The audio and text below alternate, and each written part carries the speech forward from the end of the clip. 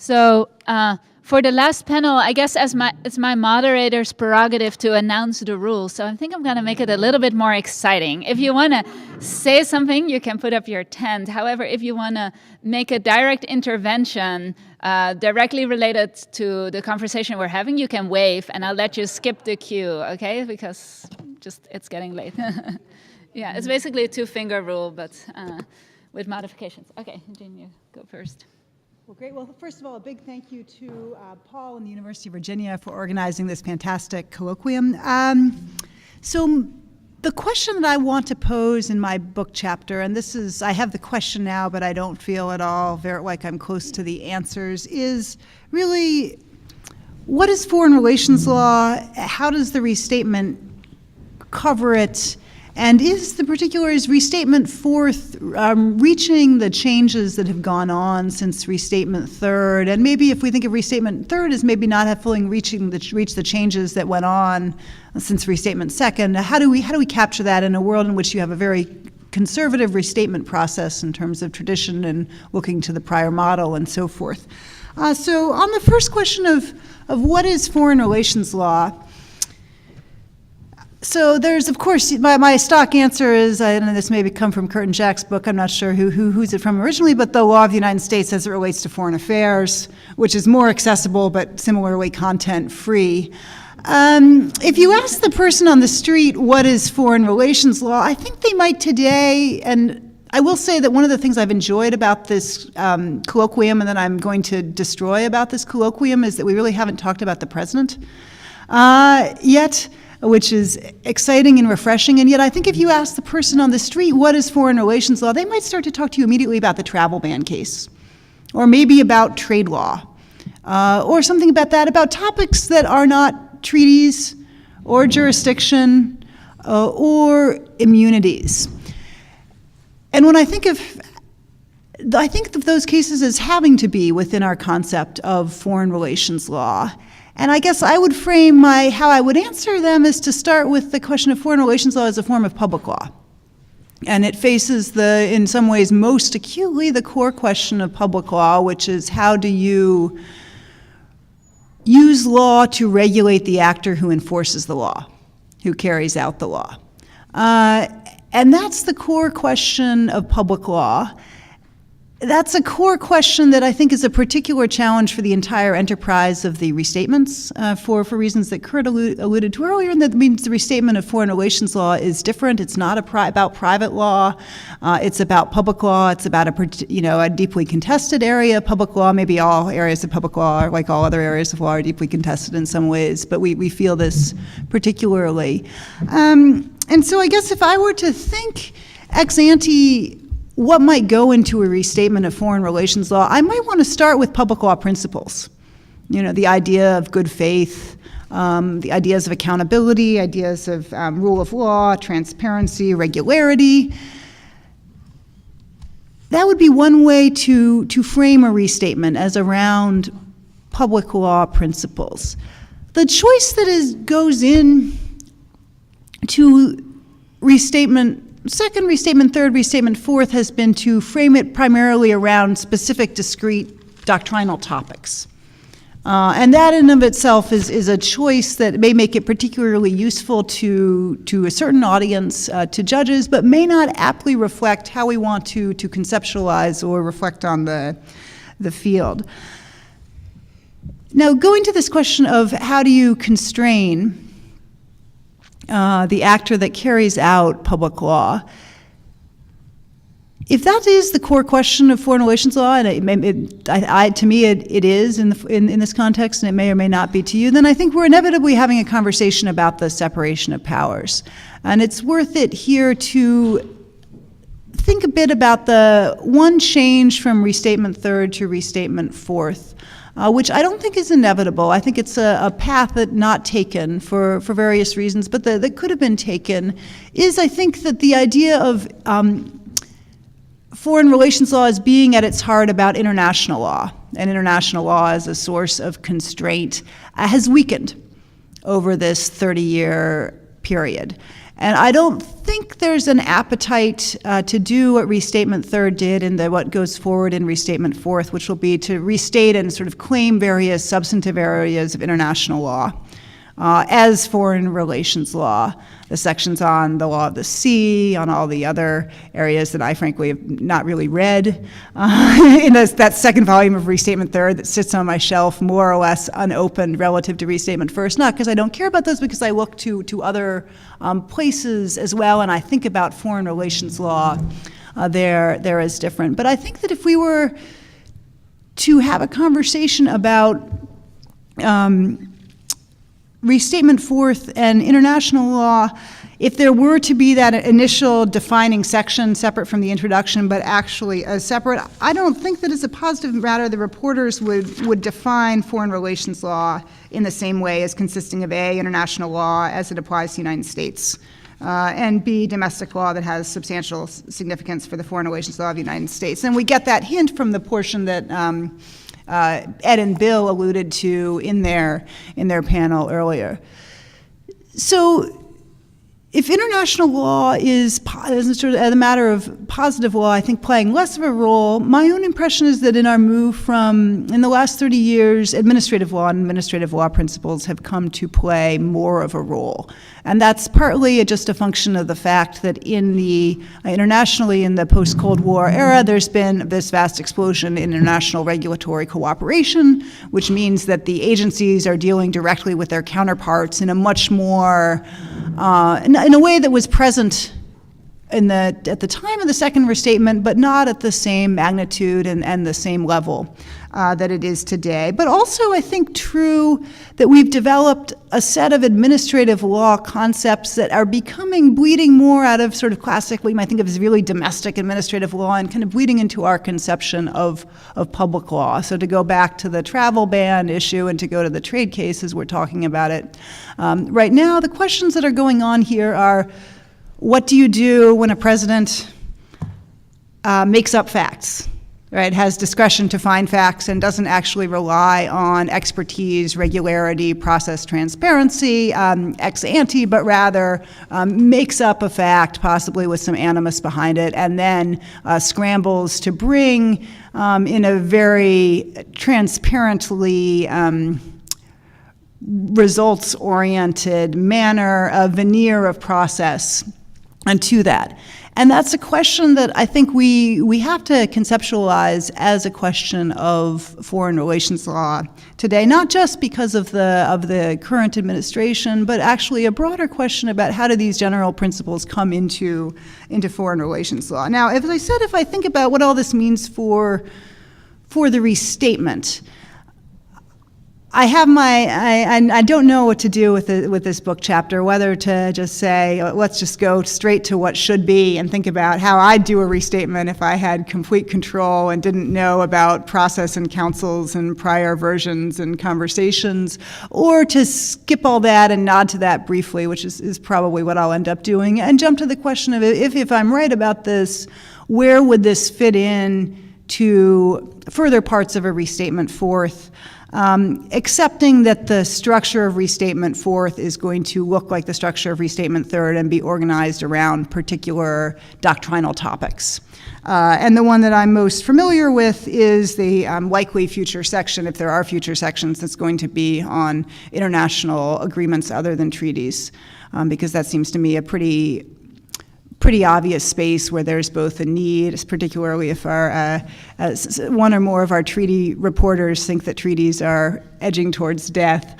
And so I think about that, and I guess for me, some of the things that I would want to have put into that section would first be some acknowledgement of the way that those international agreements are not just being made by the president, per se, but thinking about the role of Congress and the role of Congress in relation to, and the role of administrative agencies as being the carriers of a lot of these decisions, as being, in some pains, the actor within the executive branch who is charged with the power to make these, which raises some quite interesting questions about whether they're exercising sort of presidential diplomatic powers or instead congressionally delegated powers, who they are the agent of. And I think we have to think of administrative agencies as being, having two principles, even in the foreign affairs context when they're regulating with international counterparts, to think about how you might change domestic regulation in their spaces and in the counterpart spaces. So that would be one way. To have the restatement fourth consider non-binding law, soft law. We've talked a little bit about, Bill's conversation about comedy and thinking about something that is effectively a form of soft law. I don't know that you would put it that way. You would not. But it is, or a norm, or something that is not quite of grace, but that is not law either. Well, I think it's comedy domestic law. Okay. Always? Yeah. Yeah? All right. Well, okay. Then maybe I won't use Bill's view of comedy on that. But I think there is a space for something in the restatement of foreign relations law about non-binding agreements, about soft law, about norms, in a way that we might not see that in the private law context. And that might feel unfamiliar to the whole restatement project because its private law analogies are not as strong, but that does exist in a meaningful way in the public law context. So those are a few of the ways in which I think this would be interesting to explore and flesh out, and I just love to get any views that people have about this. Good afternoon. Thank you very much again for organizing this, Paul. It's a great pleasure to be here. And it's, as I mentioned to someone earlier, it's warmer and nicer than Chicago, I think. But I was going to jump off, I think, from a comment that was made, or an observation,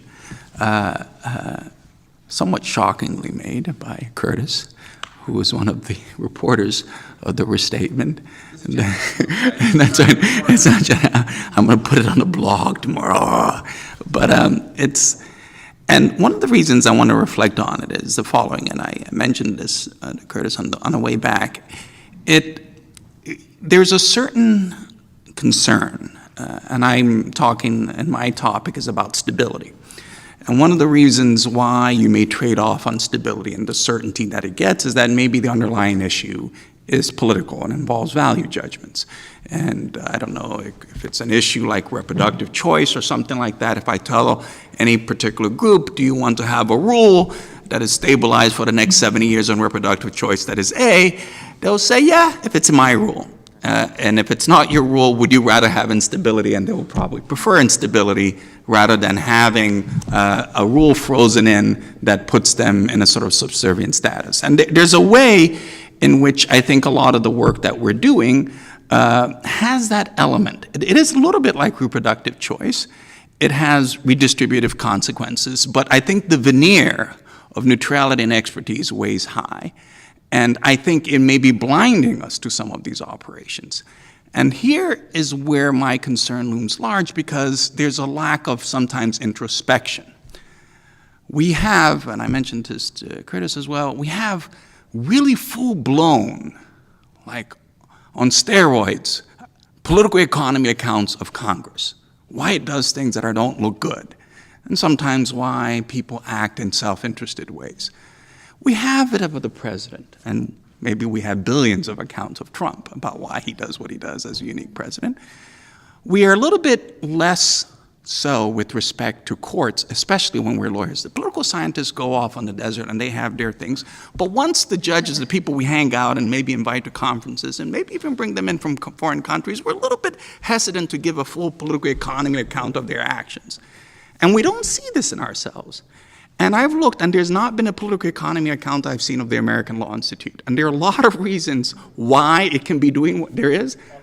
Bob Scott, okay. But there are a lot of reasons why it could be doing what it is, that it's not because it's trying to have a neutral expert, blah, blah, blah. The way I feel is that it seems that somebody's telling whoever the director of the American Law Institute is, keep those statements rolling, right? Get them out, because if you don't get them out, people are going to ask, why are you here? And there's a sense in which, so there's a very strange account where I looked at the restatement of conflicts of law, and I see Bernard Curry and all these professors, almost from almost all the elite institutions, this is in the 1940s, condemning it. viscerally, all of them wrote separate articles, by the way, as far as I could tell. And as far as I could tell, it meant nothing. It just went on, they just completed the restatement process, ignored all of them. None of the issues that they put in were addressed. And I say to myself, why was there even no back and forth? And in hindsight, I could say they were wasting their breath. The machine had already commissioned the stuff, and it wasn't going back.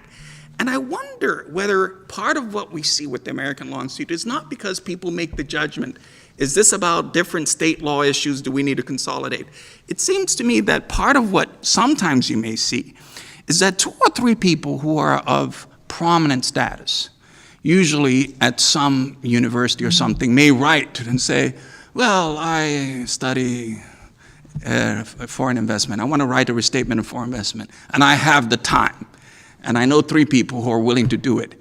And once that happens, there is, I think, a momentum, at least that's my initial thing, that is created, right? And yes, they anticipate that there are going to be a flood of responses as to why this is a bad idea, it's horrible, investment is not this, and they'll wait it out. And the shouting and the cuss, everything will and then they'll proceed because we have 3 or 4 people, one from Harvard, one from this, who are willing to start the hard work. And the reasons why they may start it may be nice, but a lot of it is because we have egos and we want to set the agenda. And if I write the restatement of copyright, by the way, you may think this is crazy, that's what's happening. There has been a proposal to write the restatement of copyright, and my bet is that it's going to happen, even though it's based on a statute.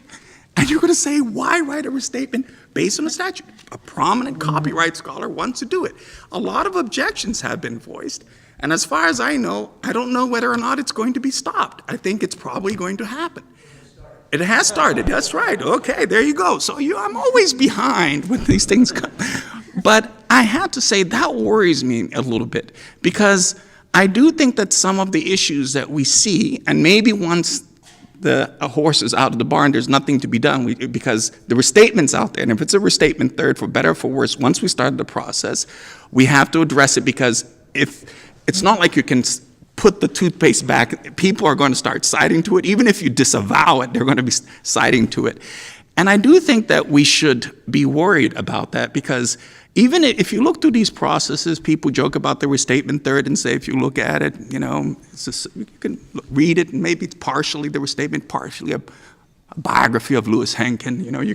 It could serve two purposes. And then there's also the element of when you look and you see when there's feedback, when there are responses, how it works. I looked and I was making this comment about the restatement third. There's this issue about expropriation, which I discussed in my paper, which is whether or not, the language is whether or not expropriation, the compensation for expropriation should be timely, effective, et cetera, the usual stuff that comes from, and the second restatement, that is the first restatement of foreign relations that we had, called the second restatement, said it should be, and then in the second restatement, they wanted to take out the adjectives. Because there was some contention, mostly in the developing countries, about whether or not this was appropriate. And they put it in without the adjectives. Peter Troboff, who was an investment lawyer as far as I could tell, and some other people came back and said, no, you can't do this. And they rallied some people and said, you can't take them out. And they put the adjectives back in. And maybe that was the right result. But by every definition of any account of human behavior, this was politics. This should not be done by the members of the American Law Institute. Whether or not expropriation should be effective, timely, and making the judgment and then lobbying to have it put back in, done by people who all have skin in the game, it's not something that the American Law Institute ought to be doing. These are things Congresses and legislatures are designed for. They're expressly political games. You can decide, right, by trade-off, which one of those adjectives that you want to put in and which ones that you don't subtract. But the fact that the final story about why those things remained was because a group of people pressured them and told them this is important, just doesn't resonate with what we think we should be doing. This is not about expertise. And then the other part of the issue is that We do use a lot of technical words, and I understand that some of them are really technical when it comes to procedure, but this is my concern a little bit about procedure. And by the way, all kinds of procedures, that procedure has a lot of technical stuff. And a lot of times, even in a faculty conference, somebody would be talking and somebody would say the nucleus of the operative facts and comedy, and the law and economics people will start of looking around like, oh, we lost, we don't know what's going on. And the reality is that what at stake is something that belongs to everybody there. And most of those things, some of them can be technical, a lot of them are not. And a lot of processes, as people have brought this up, even that have the veneer of being neutral, and are often neutral, right? Sometimes can, when you look at all the implications they have for policy, invite a lot of feedback. Feedback that usually exceeds the interests and concerns of the experts who sit around the room. And this is part of the reason why I think, I suspect we may see a lot of instability on the boundaries and sometimes in places we didn't expect. And the last thing I was going to suggest with respect to this is that the basis for the instability can't be something that you predict ex ante. This is part of the issue of politics. So back in the day, it was expropriation in the third restatement. Maybe 5, 6 years after being so concerned that all these things are going to happen, most of the developing countries fell into line, and this no longer, expropriation is now boring, right? Customary international law, being the law, federal common law was put in, maybe not a lot of debate, because who cares? It wasn't too problematic at that stage. Yes, Carter had made some claims about human rights, but how it played out. It turns out a couple of years later, when Alien Tort Statute was being fully litigated, became the hot issue. A boring issue or something that seemed innocuous was transformed into a very salient issue. We can't always predict what the salient issues are, and if they become salient, we want people to fight it out, and we want them to wrestle and make their decisions. I do worry. Some of you may say, well, let them do it then. The restatement is not holding them down. But I do worry that a lot of things that have precedential value sometimes are given focal authority that far exceeds the focal authority they should be given. So for example, Paul may mention, he may say, or somebody may say, 75 courts have already cited the restatement forth, 17 different jurisdictions. And I want to go like, wow. They really looked at what the American Law Institute did. They were bowled over by it and they cited it. It's probably not, that's probably not what happened. They cited it as a focal point. They said, find something out there. These people from the restatement just wrote something, let's cite to it. And the problem is, when you use these kind of things, precedents, as a crutch, it could be because people are being lazy, they don't want to do the hard work because they feel, maybe these people are bright, maybe they got the right law, let's do it. The problem is, even judges are supposed to really, really investigate and consider the reasons why they cite to people, what its value, whether it has functional implications. They're going to be the occasional, what I would call humbug type judge who's worried, maybe a Scalia, whatever, who looks at every restatement and says, do I really, really buy into this? And they complain about it. But for the most part, there's a risk that judges may over-rely on it. And so you create this aura of epistemic knowledge that 17,000 judges have cited to this proposal, as if it means that 17,000 people have given full weight to the proposal. And what happens is that somebody may have thrown it in and they just kept on citing it because it's there, and now there's an avalanche of citations and it's never been fully investigated. And one day somebody comes up and says, this takes away half of my money and half of my values. And people say, well, 17,000 judges have cited to it. That's just not... The epistemic value of those 17,000 judges may be next to nil. In fact, it may be worse than having 3 judges cite to it, because the more they cite to it, the less value and the less epistemic input they probably put into it. So one of the concerns is that there is a risk that in some places, especially the more innocuous areas, it may create some stability, but it's too much stability because you actually probably want people to question, why is this there? What does it mean? Why is this the best way to understand comedy? Does prescriptive jurisdiction usually mean the same thing as jurisdiction for judgments and stuff like that? Where did this come from?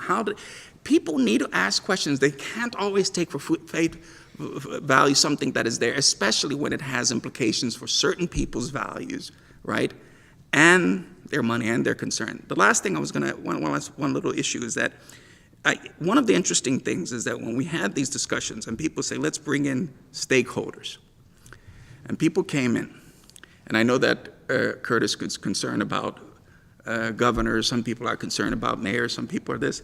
One thing you rarely ever see when these stakeholders come in is like the Attorney General or Solicitor General for the state of Texas or Missouri, or there are a lot of people that when these events evolve, especially if they're state officials, probably are going to be the key stakeholders.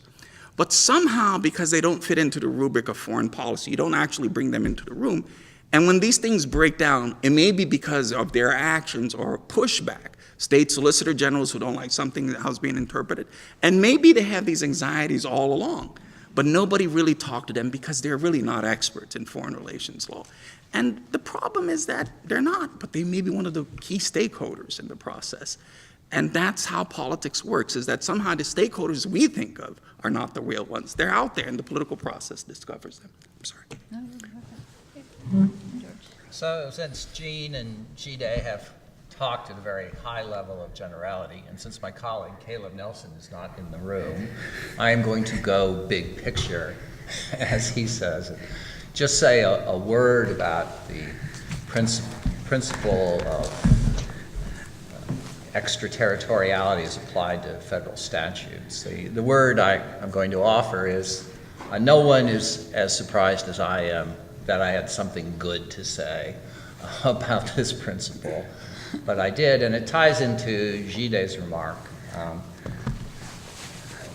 I think if you look at it in a flexible fashion, and I know other people here have done so as well, and you look at it as it evolves over time, you see that it might actually play a fruitful role in trying to adjust the Joseph Story principles of exclusive sovereignty to the modern world. I think Story's view has persisted because nations continue to rely upon territorial and oceanic boundaries to define the scope of their primary power. But undeniably, to pick up on what Jean said, over the last 30 years, the exclusivity of sovereign territorial power has been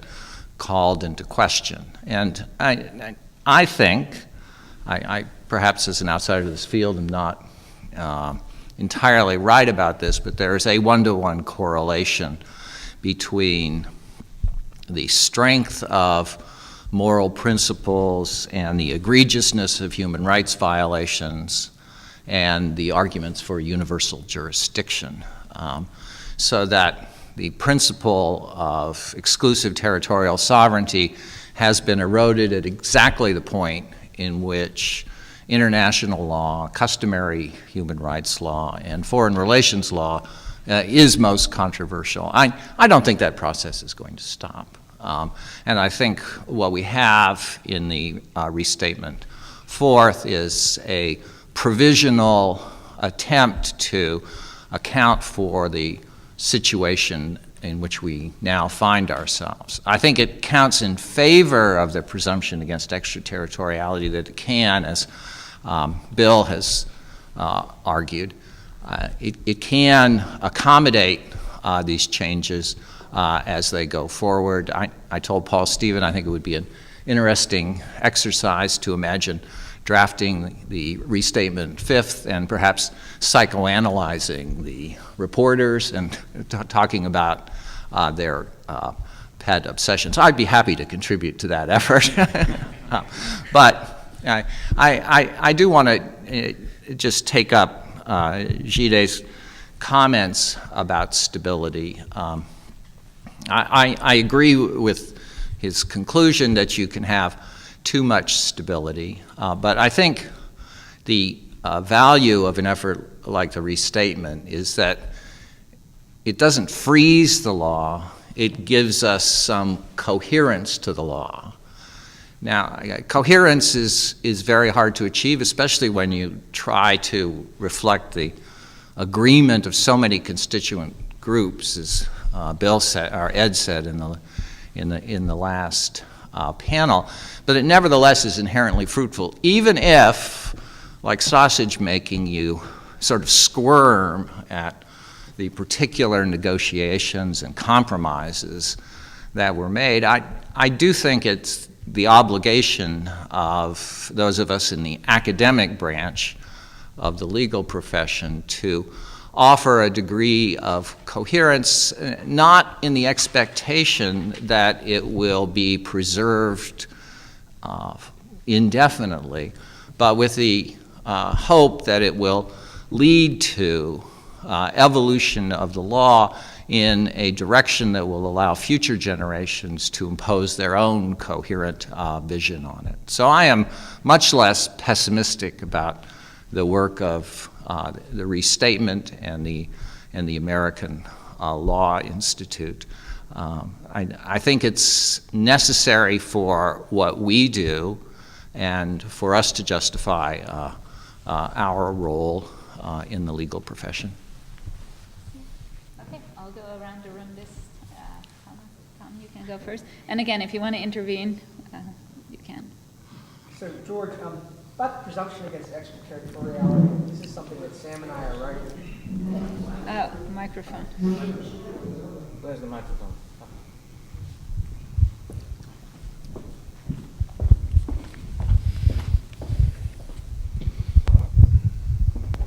George, I was fascinated by your paper about the presumption against extraterritoriality. I think I know Bill is working on something. Sam and I have an extensive discussion in a draft that we have.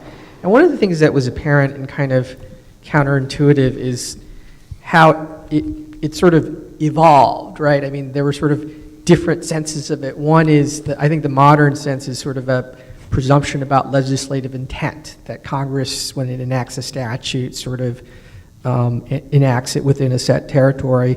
It originated, it was especially important for the United States, like, in schooner exchange. I mean, it was about the idea that sovereigns were autonomous and numinous within their borders, which was very important for the new republic, right? And then in an intermediate, the Holmesian phase, there was sort of this beginning of an understanding that certain types of enterprises, like an antitrust conspiracy, were sprawling and had elements overseas and so forth, but that this was sort of a special situation.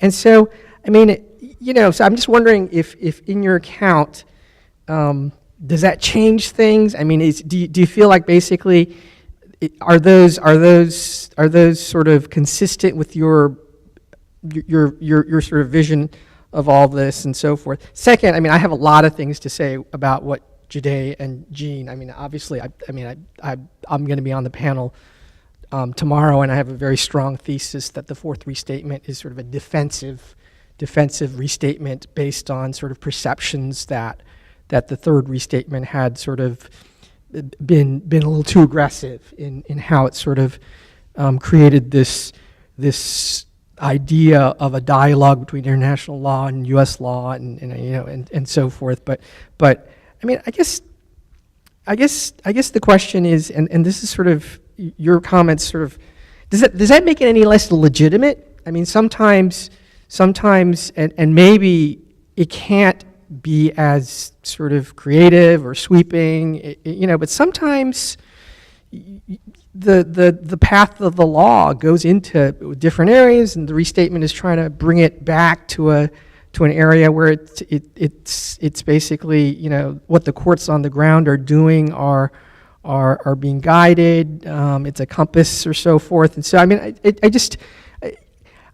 if you see my remarks, I mean, I don't have an answer to this question myself, but it seems to me that's what this restatement is trying to do. It's trying to sort of point to true north and sort of realign what's going on in the courts and so forth. They've sort of gotten out of whack over 30 years, and so I'm wondering if there's sort of a I mean, it's not as inspiring maybe, but I mean, maybe that's a valid role for a restatement, right? And it's not some political economy story or some story of some other type of story. Anyways. Okay. Let's do 3 questions again. Yeah. Go ahead, Paul. So thank you to all three. I'll try and be quick. As to Jean's remarks, it's sort of, in a way, this is responsive to Jide as well. Maybe just a quick description of how we organized the way we did. There was the leadership of the ALI felt it was time to do something, but it was also aware that there were deep division among respected stakeholders as to what we should do and what it should end up at. And we're also aware of articulate critics, in particular Jide, who are saying, for reasons you've shared with us now, this is just not a good idea in general. And the decision was made to proceed incrementally, to treat it as three pieces, which meant necessarily there was stuff left out. More or less the stuff that we thought would be the hardest was left out. And perhaps from some perspectives it was overstaffed in order to make sure that it was a big tent, that we had 8 reporters on the project instead of like 4 for arbitration. The hope is that we demonstrated that it could be done and that some of the more controversial things might now be taken. But mindful of the idea that to do this is in some sense a political act. I think the director of the ALI at the time was probably a little bit nervous that I had written in that genre and contributed to the literature about the political economy of restatements. And there was some nervousness about bringing somebody like that into the process. And I think at the end of the day, the defense for the process, and I of course align myself with my colleague George Rutherglen, because whenever we disagree, it's because he's right and I'm wrong. The claim ultimately is one about transparency. That the restatement, as long as it's clear what its limits are, and as long as its bubble of pretentiousness is pricked, can make a useful contribution to a conversation, as long as you understand that's all it's doing. And I think that's worthwhile.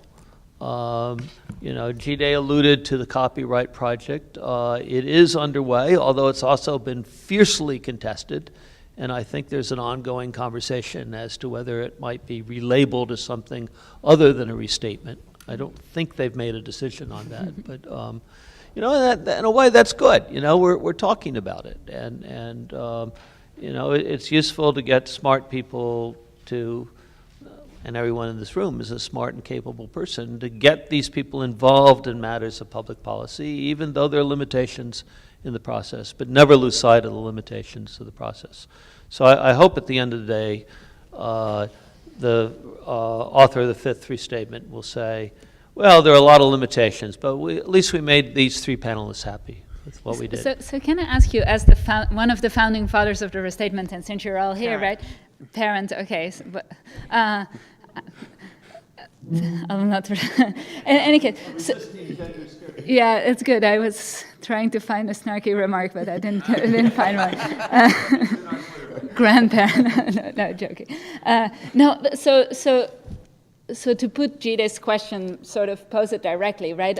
Were there any areas where you did feel like the law wasn't all that clear, but you stated it anyway, right? Like, does this account, do you, as drafters of the restatement, recognize this account in any way or not? That's what I'm just curious about. Can I two-finger on that and ask, so if the restatement mission is to codify and progressively develop, which I understand to be the overarching issue of the restatement, my instinct from Ed was codify, not progressively develop. No development. And we might think of Restatement Third as having been the critique that is being labeled, thrown here at Restatement Third, is it progressively developed or tried to?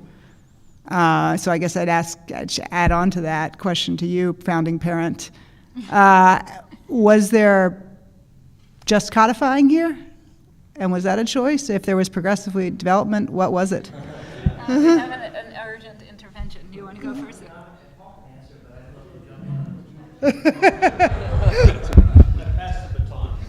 There's some of each, right? And it's a continuum. I think that we didn't just restate. We made choices. Obviously, we tinkered around the edges of things. But a restatement doesn't work, and it's not influential if it departs too much from the mainstream. You actually need, in order for it to be influential, you actually need courts to rely on it. I'm an advisor to the conflicts restatement, and they've made a number of errors in this regard, which have now been corrected, but they decided that they were going to dispose of domicile and substitute habitual residence because that made more sense. And the advisor said, "You're crazy. No one will follow you. You know, you can't just reinvent the area of law. What you could do instead is take the concept of domicile and redefine it to be something more like a habitual residence. But you can't just throw the whole thing out, right? So one can do that with the presumption against extraterritoriality. You can take it and interpret it more flexibly, but you've got Morrison and you've got RJR, and you have to live with them. And if we said courts shouldn't follow the presumption against extraterritoriality, they should do 403 instead, no one would follow us. And so that's not fruitful, I think. So that's my partial defense of conservatism. I want to, since I've got the mic, I want to respond very briefly to something Jide said, sort of criticizing courts for using the restatement as a crutch. It would be wonderful if all judges faced with these issues were willing to do the hard work of figuring out what customary international law is and how all of these doctrines fit together. But that is a world that exists only in the mind of a political scientist. And in the real world, judges are really bad at this. And one of the values of the restatement is a way of bringing coherence, as George said, and bringing expertise and making it available in a way that's usable by judges and usable by litigants. It's open to challenge, and litigants can say, no, that's not customary international law, here's what you should follow, or that's not the right interpretation of forum nonconveniens. Those things are open, but relying on the restatement is not perfect, but I think it's generally better than the alternatives. Paul, did you also want to? You want the mic back, Paul? No? Okay, so shall we, or anybody else wants to intervene on this point? Yeah. I can wait also. No, I mean, let's try to, if we're on the same topic, let's continue that, and then the topic will move on. Yeah, okay.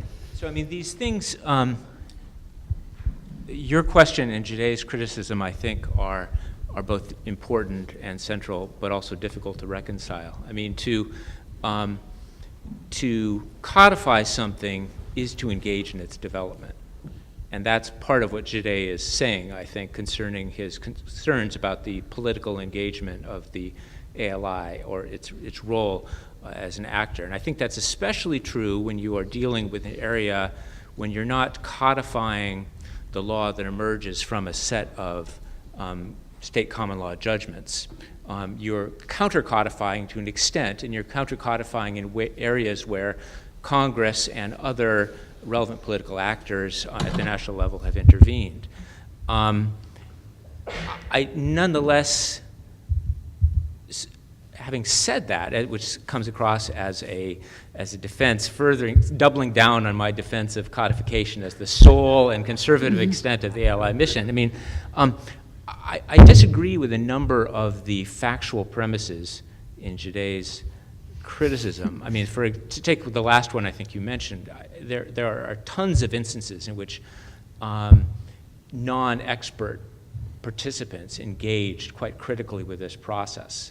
I mean, we had people very much like unto the Solicitor General for Texas, or a family law lawyer from Oklahoma, or a person, a retired partner in New York who opined and whose views were mentioned. So there's much more widely canvassing. I agree with you at the same time. You know, it's completely important to keep these concerns in mind, that this is a ultimately political process, that there is an assumption of authority due to convenience and social capital as opposed to epistemic quality. But I do agree with Bill's comment to generalize it slightly, which is consider the alternatives. And I think the alternatives we have here are not simply engagement by Congress or the President in coherent national policymaking and legislation or regulation, but it's instead deference by courts or other actors to either A, scholarship, or B, the more polemical judicial opinions which choose to take on a number of issues as dicta. And I think there are plenty of examples we can think of within this field in which there has been deference to non-transparent, poorly vetted scholarship. Alternatively, there has been deference to particular judges who happen to take an interest in foreign relations law and write extensively and often not very well informed views about areas that are beyond a particular decision. So I guess consider the alternatives. Beth also had an intervention. Oh, you also have an intervention? Yeah, but Beth first. Well. Is it working? Yes, it's working. This is a foreign consumer of restatements, and it's a slightly rambling but relevant, I hope, intervention.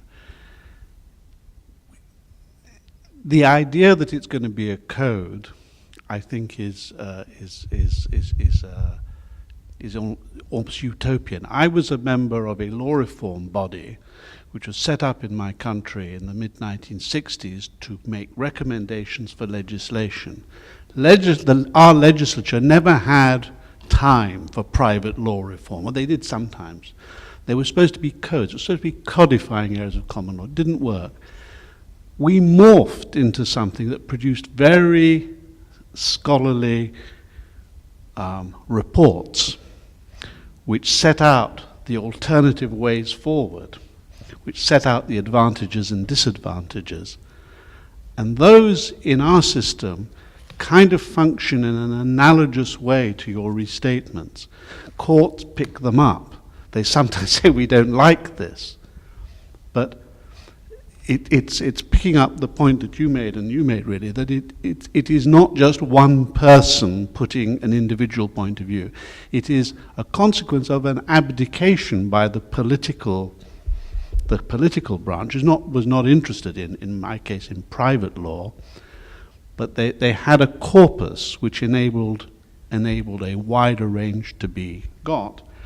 And it also has been influential in judicial development of the law, because judges are not always confident that the advocates in front of them are putting all the material in front of them. And so I think that, and I, over my years as a scholar and as a judge and as a law reformer, I've mined the various restatements because it's actually very difficult for an outsider to find out what American law is. But you get quite a good range of what it is at one moment in time. So I think that I'm not in favor of the code approach, but it can look like a code, but it's not a code, and it shouldn't be treated as a code. The comments and those parts of it, to us foreigners, are almost as valuable as the text. Okay, Bets, and then we'll give the panelists a chance to respond. Yeah, go ahead. Yeah, I would just speak in terms of those for political reasons, political legal reasons, who opposed the development of the Fourth Restatement, because we're doing quite well with the Restatement Third and knew that things would only get worse if the current law was codified. An opinion I expressed at the one meeting I was invited to before the process started, at which I quickly realized the decision had already been made. And, I understand the decision. I can't really quibble with that, but as Jide was talking, his written piece talks about bringing stability to the law, and in the political struggle and the shifting tides of power, the moment at which you bring stability and finish the restatement can be quite crucial. it could be that a decade from now, relieved that it happened now and wasn't postponed, because things could only get worse. But it may well only get worse. But to freeze the law at a particular moment is just a very important, a crucial choice. And from my optic of the Alien Tort Statute, this is a pretty bad moment right now. And maybe we could have jumped at it and gotten it all done in 2004 and 2005. We might have been a lot better off. But just to share that view that yeah, of course, law is politics and politics is power, and the state of international law in the United States right now represents where the power is, and that's not surprising to any of us. You want to respond, or any of you want to respond to anything that's been said so far? I guess I will going back to this question of taking codify not to mean necessarily write a code, but a more positive description of the law, to positively describe versus to progressively develop, which would be to influence the future development in a way that goes beyond the positive description. I guess the concern that I am thinking of flagging in the piece is not so much with what I see as the choice of Restatement Fourth to focus on being positive, sort of a positivist about the law, which I think may be more valuable in the public law restatement context than in a kind of private law restatement context, but rather just the question about what counts as foreign relations law, and the claim that a lot of what counts as foreign relations law, the things that we can easily count as foreign relations law, are the things that we counted last time around and early before that as foreign relations law.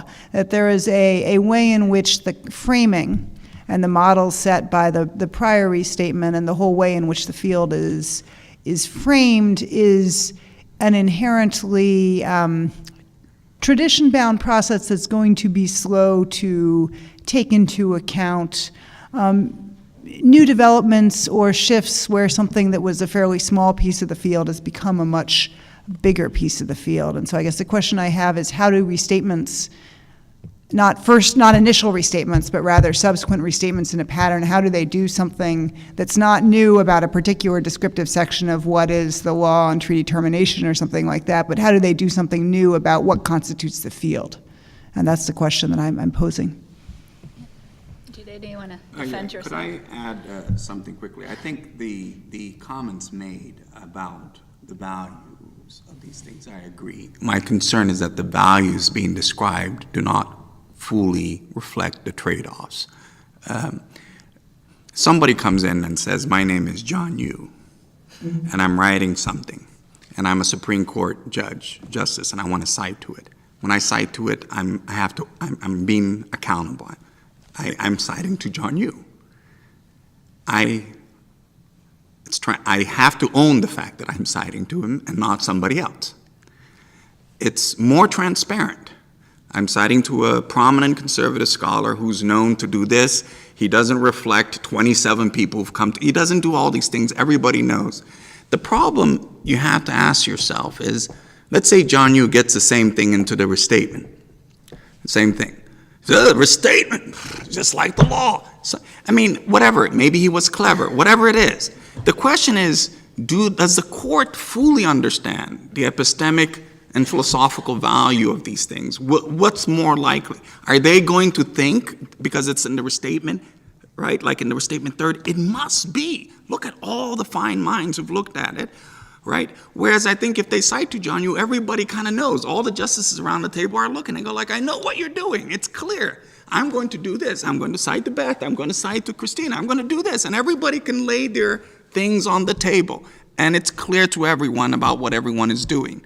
The problem I have is that the cult of expertise can often be used. And this is sort of the problem of using it as a sort of crutch to disguise things. And sometimes a person is aware. Let's say if I'm the low-level judge, I may be aware. If I cite to John, I might be in trouble. If I cite to this person, people are going to do this. But if I default to this, it's easy. I'm not too interested in foreign relations law. I kind of like bankruptcy. I'll get this cited and we'll move on. And then somebody else will cite the fact that I cited. Next thing we know, there are 400 cites and nobody's ever thought about the principle. And that, I think, is what worries me. That's the trade-off. And I don't know where we've fallen. Maybe the expertise trade-off and the clarity trade-off is much more worth the fact that too much will be attributed to it. And I think, Paul, you brought this up. And I don't know. You say this is what you want the judges to think. Do you know whether the judges are really thinking this, or they look and go like, this is just as good as a code. I don't ever have to read an international law case book till I die. I'll just cite the foreign restatement. And the clerks do it, and then they can move on to say, they've not done what you've wanted them to do. And the fact that bureaucrats and others will do this is very clear. Bureaucrats don't want to engage in difficult issues. They want somebody to tell them, oh, they've looked at it, let's move on, especially if they have no skin in the game. But the parties before them may have skin in the game. One party there is probably yelling, that runs against my values. And they're going like, well, I don't care about your values, and some 50 smart people have said this, so what do I care? And that I worry about. I want the judge to really struggle. Let them know that John said this, the other person this, Curtis said this, and this individual, Beth or somebody wants this other thing, and grapple with it and not have any veneer or something they can hide under. You want to intervene? Yeah, I'll too figure on that today. So what if the site were to Bradley, Cleveland, and Swain? Or to you, Coe, and Hathaway? All right, or you have some configuration. I think what the restatement is doing is signaling it's a consensus, and it's transparent that it's signaling a consensus, that the design of the reporter structure was to say, whatever we're doing, guys, we're going mainstream here. We're requiring people who are taken not to necessarily agree on things, but to be collectively, if you average them out, to be within the mainstream of the field. Is that not itself a transparent signal? It may not be a signal you like, but it strikes me as transparent. Can I interject very quickly? The problem I have is this, the real blinders come in the following way. I say, who is Curtis? You say Curtis is like this. Who is Swain? Swain is like this. Who's this? You say Una is like this. And the problem is, if you think that the only distributional problems come about because there are certain academics who have different values about what the foreign relations law ought to be, and as long as those academics who have, for the idiosyncratic reasons, whatever values they prefer can come to agreement, 90% of the people there may say, I don't care what Curtis thinks, what Una thinks, or whatever. I don't think this should be the case. And that, it may be orthogonal. The value structures they're feeling with, what's important to them, may not be reflected. These are just academics. It's just Curtis and Una. Curtis and Una do not encompass the fact, I'm sorry, this is something that academics do a lot. Somebody will say, I'm on the right. And the other person will say, oh, I'm on the left. And we said something, it must be true. Well, there's a left-right dimension in the academy that may not reflect what a lot of people out there are struggling with, right? And by the way, both of them may be on the same point. They may feel the State Department Legal Advisor's Office should be the most powerful thing in the world. And maybe the big value out there is that somebody wants to flatten the State Department Legal Advisor's Office, but they all have institutional something that, or professional things that connect them to that. And I think this is, by the way, we do this a lot when we have judges who say, oh, I'm going to bring colleagues on my faculty who are right-wing, they will support the judge. And you're supposed to pacify everybody with that facade? No, they know that there are reasons why a right-leaning judge on Columbia's faculty may support his left-leaning colleague that have nothing to, that should never pacify them, because they're colleagues, and colleagues may support colleagues. And using that as a facade to say, oh, this person is going to be a wonderful judge that would never deal with your problem, it's just wrong. It's wrong. And it's so transparent when it's being done. Our other panelist has an intervention. Well, I think this might be a description of fairly routine issues. I doubt in major controversial human rights issues that the restatements are taken as some kind of authoritative source that cannot be questioned. I think judges have enough suspicion of the academy and its prior moral commitments, that they are skeptical even behind the veneer of the American Law Institute. Okay, well, we'll go back to our regular queue, and we're going to go this way around the table because this side of the table had their dents up first. So this question is inspired by Jean's paper, but it's really for everyone. So I'm interested in your thought experiment, which you don't endorse, but you throw kind of out there very quickly, that we take the foreign relations, take the international law out of the foreign relations restatement, and maybe have a separate restatement of international law. So my first thought was that would seem to be almost impossible in light of Anthea's work and some of the others like Paul and Pierre and Mila who have worked on, and others who have worked on the comparative international law project. That would seem to be an almost impossible task, and some people here who have experience in foreign legal systems could speak to that better. But then I see you go on and say it would actually be a way to promulgate US-oriented perspectives on international law, which apparently would be a completely different thing than foreign relations law. So I'm interested in that. No doubt there are US perspectives on international law, but it's an open question as to whether that's a normatively desirable thing and something that we should encourage. There's no doubt that reasonable people can disagree in good faith on what international law is or what it should be, but I see no reason why that should correspond with someone's national legal system that they happen to come from, any more than there should be a Virginia or a California or a New York approach to federal law. It's just not clear why someone's background in a legal system should give them an orientation that's normatively desirable toward international law.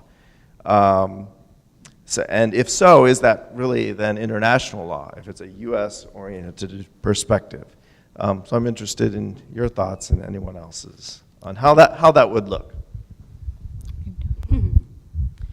Well, my comment is also taken up by Jean's desire to talk about the president. And so one of the things that I was thinking during this panel, which was, the role of international law and foreign relations law is so mutually constitutive. I mean, really understanding and having an idea of consistent and coherent foreign relations law to some extent requires some sort of an idea of consistent and coherent international law itself. And, since the time of the last restatement, we've really kind of had the Berlin Wall has fallen. We've had a major push towards institutionalism. I mean, like the international law that is embedded is so different. To me, it looked so different than the international law that existed in the 1980s. I think that it's probably a lot of things have changed, but the international law perspective, kind of like what the law was that was being reflected into foreign relations law. And now I wonder, on the timing side, whether or not we're seeing the cliff of that, whether the current crisis in international law is it one presidential blip, or is it a major realignment, the rebuilding of walls except to the east instead of, or building them up to the west instead of the east. And so, kind of how much of what the project is doing now is itself kind of a function of international law, and kind of how much it's driven by the international law of its time.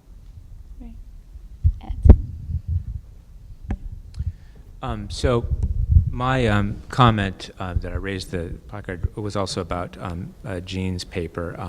I agree with part of what Paul said. Not that I disagree with the other part, but I want to emphasize the part that I particularly want to agree with at this juncture, and that is that to a degree the traditionalism and narrow focus of the topics to this point are an artifact of sort of the agenda process and not necessarily part of the commitment of the restatement in general. And so I think your intervention remains timely, is the plus side to that. And I think also, but I don't think you can generalize too much about the future arc of it by virtue of the initial topics that were taken up. I think, and I agree with much of what you say about the need to consider these new processes and the regulatory or administrative turn in foreign relations law going forward. The question I think that's difficult, and I'd like to see you instruct the process more on, is, how does all that write? I mean, that's one of the difficult things. In considering a lot of the big picture issues in this field, I think reporters and the process will face the question, what exactly are we to wedge into what we have ourselves as artifacts of a recognized process, which includes generating black letter sections and then comments and notes. What would go in the black letter sections? And I think one of the concerns we might have is we'll face something like we see already in the Volume 1 and Volume 2 problem you recognize in the Restatement Third, in which you have sort of trans-substantive issues in Volume 1 and a bunch of substantive stuff in Volume 2 that is less read. It is domestic and international to some degree, but it's also about the procedure and the substance. And I think as we go into an ad law focus, we end up replicating some of those same quandaries, because ad law, at least as I experienced it, I've never instructed the core course, but as I've experienced it and used it, has some of the same issues, like it's trying to describe procedural dimension at the same time take on particular substantive areas, Social Security, food and drug, what have you, and use them. And it's often hard for it to sort out exactly what should fall within the course of instruction and education and what should fall outside of it. And now imagine you have to write the sections concerning ad law without the benefit of the APA. And I think then you start confronting the issues about how you would, the challenges you have in starting to write about the role of soft law. And I think you'd end up with a lot of open-ended propositions with which no one could disagree. Everyone could agree, perhaps, to the creating a democratic deficit in as a result, but it's just hard to figure out exactly the way you generate content. Great, maybe answer some of the questions. I guess. All right. Well, I think I get some of these at least.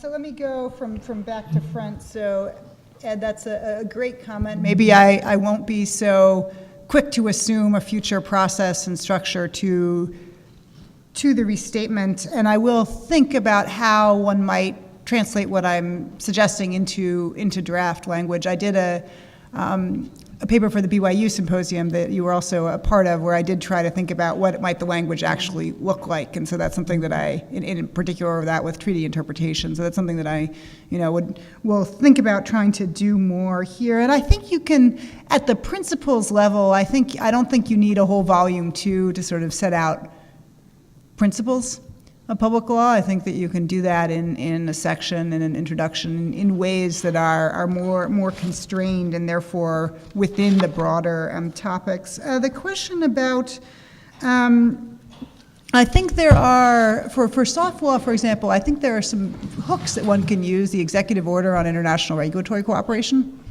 right? You have an executive order. It's out there. It's about how agencies are supposed to engage abroad if they're doing big rulemaking.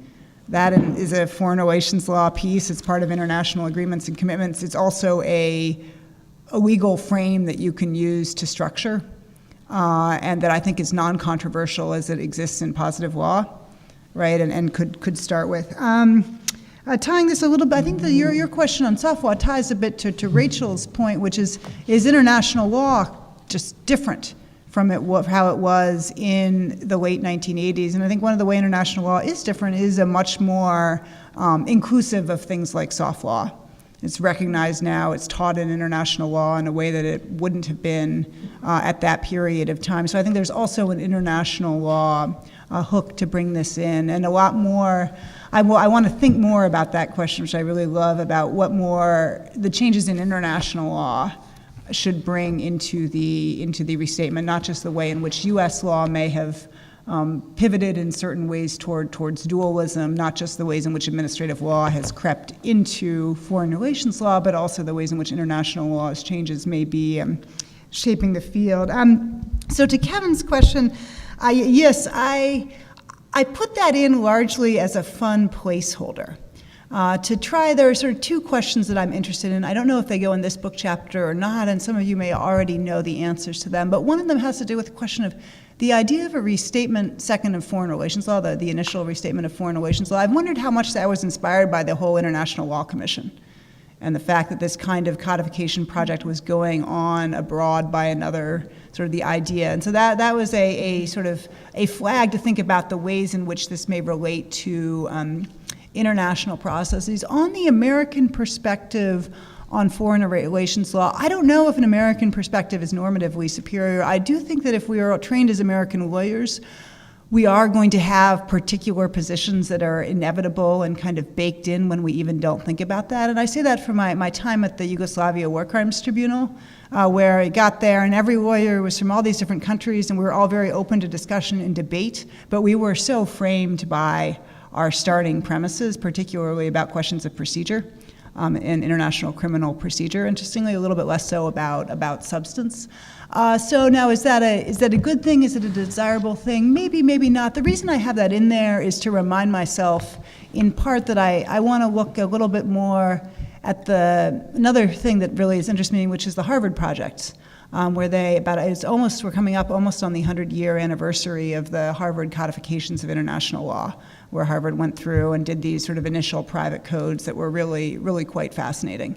And just to think about, and those projects were influential. They're forgotten now because they're kind of 3 layers down, right? The things that cited to them are now being cited to by other things and by other things, but if you dig down, you get to them, and it'd be interesting to trace out whether those have mattered, have they been influential, and so forth. So I'm not sure I'm committed to the idea of a restatement of international law. In fact, it may very well be a terrible idea, but I wanted to throw it out there to leave it for myself as a seed for thinking about.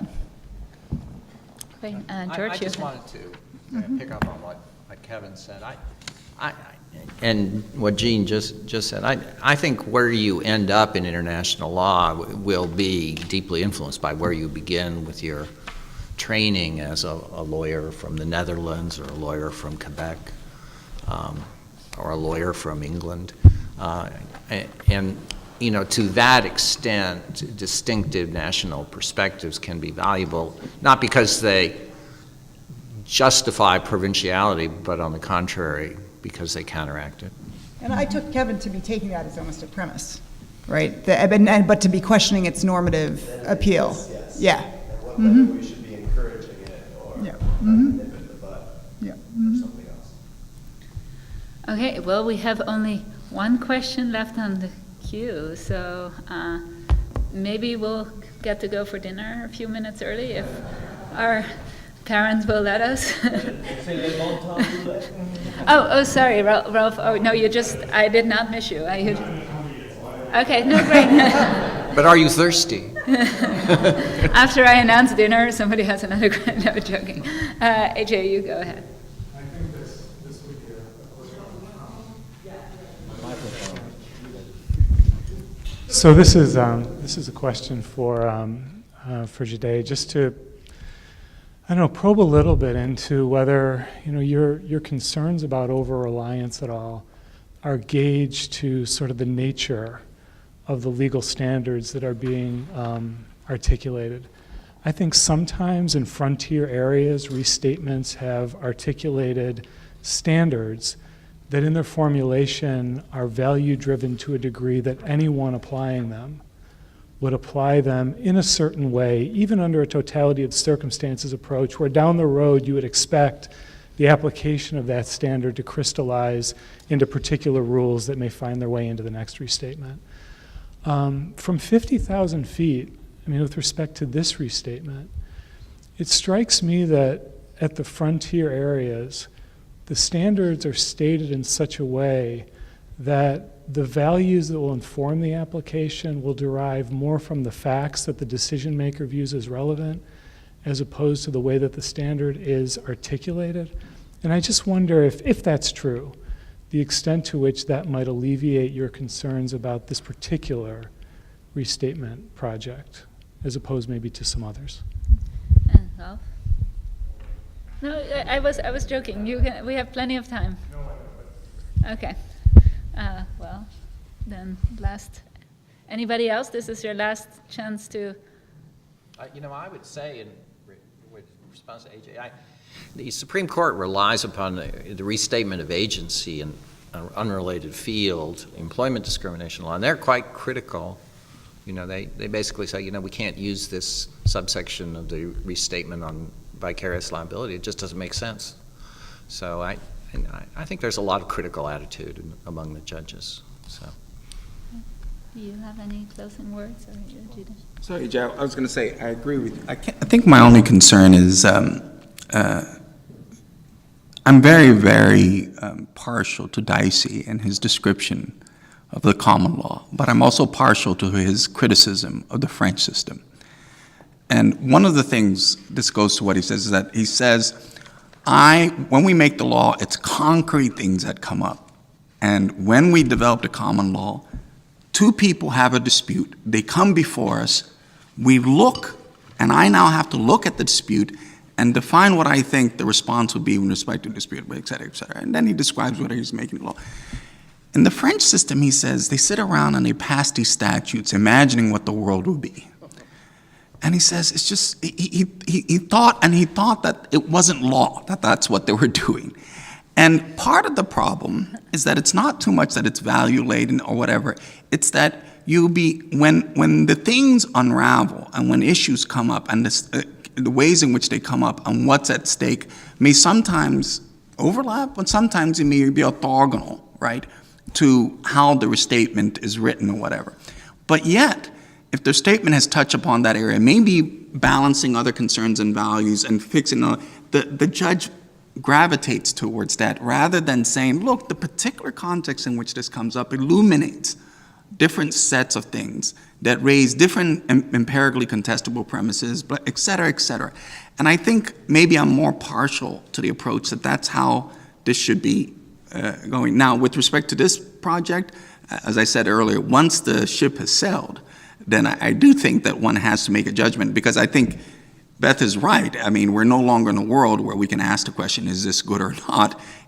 Because if it's not the restatement fourth, you're going to have the restatement third still playing the role, and then depending on what your concerns are, if you think the restatement fourth is worse from a value perspective. But what I'm trying to say, I am of the view that once it's sailed, it's probably a worthwhile project to try to deal with it.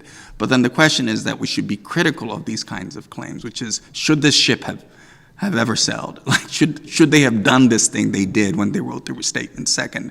And I'm skeptical that the world would be in a worse place if we didn't have a restatement of foreign relations law at all. That's... No, Ralph has to come back after all. Yeah, no, go for it, and then Beth. Now I'll let you have the closing words, okay? So maybe because it's about ambition, because Jide made the frontal attack on this. Dicey, of course, to start with Dicey is the one who himself, when he writes the Conflict of Laws book, draws abstract proposals from the concrete case law that he has before him, right? So he's responsible for some of this thing. But we have... Dicey. Yeah, or it's the whoever. We have debates about the restatement that are a little like debates that have been held before about codification in Europe and have been held before about the restatement in its history, and we may not have to rehash those, right? So the first restatement tries to say we can say what the law actually is, has in that sense a strictly very positivist perspective on that, and is criticized for that, right? By saying first you claim that the law is in a certain way, and second you don't even provide the evidence. And so since then we provide the evidence, which is the second restatement generation, which makes it more transparent, more open to criticism, but still leaves open the third criticism that from different perspectives, I think Beth and I on the one side and Jide on the other have said, what's the actual authority of these texts and what's the political legitimacy of these texts, because they are engagements in lawmaking. They're not purely stating something, they're also proscribing something. To some extent, I think the answer is in the process, right? So French codification, just to say that, French codification is not written on a blank slate. Right? Jim Gordley has written that up, how much codification actually emerges from concrete conflicts in the same way, in that sense, as the common law. I, as an outsider and foreigner who has studied codifying in Germany a lot and has been an advisor to 2 projects, I've actually been mostly impressed by the process, which you leave out today, right? You say this is just because one expert from the left, one expert from the right. But there's a room, remarkably, I would have to say, of 40 people with often very different ideological perspectives who are very constructively trying to say, how do we frame this, this project in a valuable way? And that's, I think, one way where the value of a restatement can lie. I'm critical of aspects of the restatement in substance, not just because I don't like where the law stands, but also because I think some of it could have been restated differently. And yeah, no, let me leave the other part for tomorrow. Sorry. Great. That you also have. This was really just a two-finger comment about what judges make of the restatements. I mean, there are plenty of judges who interrogate it and reject it and come to their own conclusions, but there are plenty of judges who cited the Restatement Third, and I assume that'll be true now too. For the Restatement Third, I think it was particularly true because there were so many judges who knew nothing about international law. That's less true now, but probably still true. And so perhaps more so, certainly I think more so with the Restatement Third in this area than in some of the other restatement areas. Great.